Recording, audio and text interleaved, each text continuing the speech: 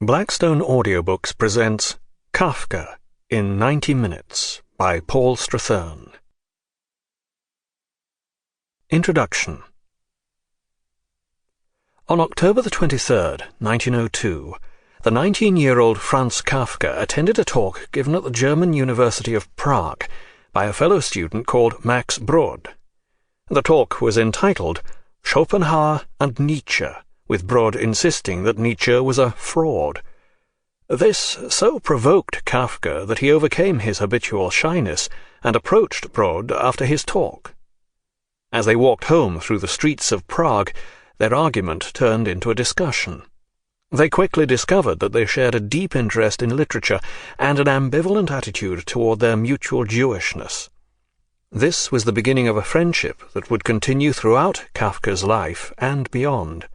Brod would become Kafka's closest and only genuinely intimate friend. He would also, in a totally unforeseen way, become Kafka's savior. Kafka and Brod made an incongruous pair. Kafka was a darkly handsome young man, tall and thin, often dressed in an elegant blue suit, which in the words of Brod was as unobtrusive and reserved as himself. Brod, on the other hand, was a short, ebullient hunchback, whose deformed body was crowned by an oversized head. Although only in his first year at university, Brod had already established himself as a wunderkind. He wrote poetry and had announced that he was to become a writer. He was a considerable pianist and composed music, and he already spoke several languages. Despite his unprepossessing appearance, he had also established himself as a tireless womanizer. Kafka, for his part, was a second-year student, but appeared to have no idea what he was or what he wanted to become. He had entered the university to study chemistry, but had abandoned this subject after 2 weeks. He had then enrolled to study Germanistics, a general course embracing the German language, literature, and culture. But he had quickly become disenchanted with the attitude of German triumphalism adopted by his lecturers, and had abandoned this too.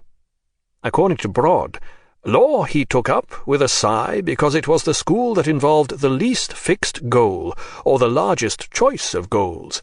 That is to say, the school that put off longest taking a decision and anyhow didn't demand any great preference. Kafka's opinion of his law studies was as disenchanted as ever. Intellectually, I fed myself exclusively on sawdust. Sawdust, too, which had already been chewed by thousands of jaws before me. After graduating from university, Kafka worked as... Sample complete. Ready to continue?